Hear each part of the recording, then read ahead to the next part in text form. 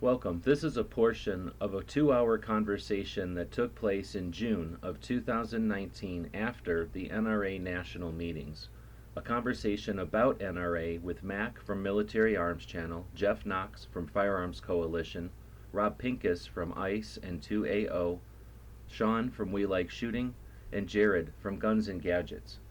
Together, we talked about the current state of the NRA, where it's going, and what we can do. Links to each of the participants and the full 2-hour conversation are available below. Rob, take a second and give us a brief Wounded Warrior, because people may not realize that story, and I didn't realize that was an analogy, and that sounds like one that people are going to know about. Oh yeah, it's huge. If you go back, I don't know, let's say 5-6 years ago, Wounded Warrior Project was the logo everybody was wearing and everybody was sharing and everybody was supporting. I worked at several different events where they were the benefactors of charity shoots and fundraisers and things like that, met the people that they had helped.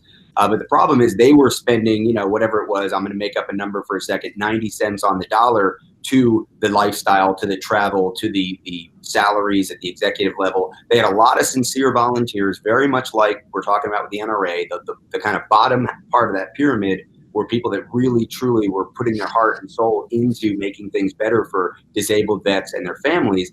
And yet at the top, they were doing the lavish lifestyle thing and taking some large salaries. And that really gave them a black eye. And even today, if you go to the internet, you say a Wounded Warrior Project, you'll get people that'll show up in the comments saying, I'm never giving them another dime. Now, the problem is they completely rebooted. They actually did change everything, the board, the salaries, the structure, the way they did business. But what's really important to me, the lesson that needs to be reminded, we need to remind people that are right now saying, but what if the NRA goes away? We need the NRA. They're the loudest voice, the largest name, the most recognized.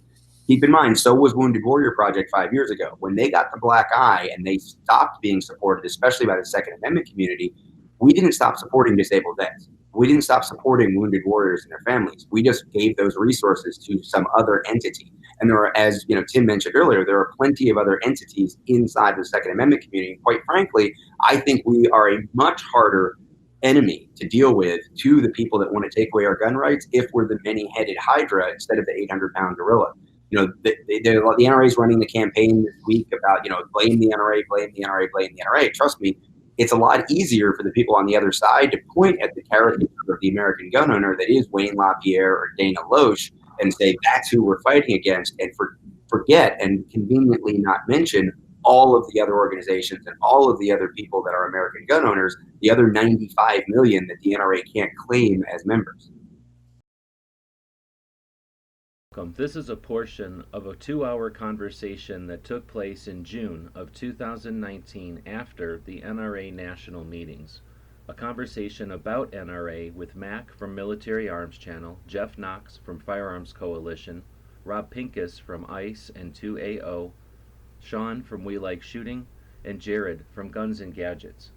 Together, we talked about the current state of the NRA, where it's going, and what we can do.